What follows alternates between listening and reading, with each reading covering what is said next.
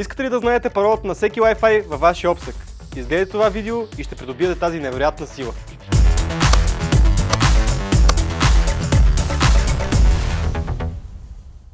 Първо искам да кажа, че този метод работи само ако поне веднъж сте се свързали към даден Wi-Fi от вашето устройство.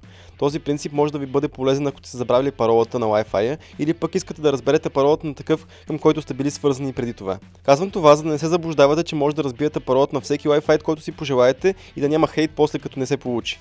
Нека да започваме. Първото, което трябва да направите, е да отидете в старт менюто и да напишете CMD. Много важно да отворите команд промпта като администратор, иначе няма да постигнете желания резултат.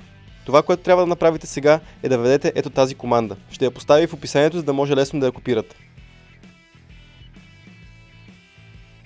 След като натиснете Enter, ще ви излезат Wi-Fi профилите. Това, което трябва да направите сега, е да введете същата команда, но с едно допълнение, а то е името на профила, на който искате да разберете паролата, Space Key е равно на Clear.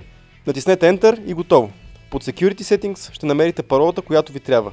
Разбира се, има програми, които могат да разбият почти всяка парола, но съм почти сигурен, че това е нелегално и няма да говоря за тях. Дори да не е нелегално, със сигурност не е морално и не ви съветвам да ползвате нечи интернет без позволение. С това видео не искам да ви окуражавам да крадете Wi-Fi на комшията, но от тук всичко е извън моите ръце, но не забравяйте, че с голямата сила идва и голямата отговорност.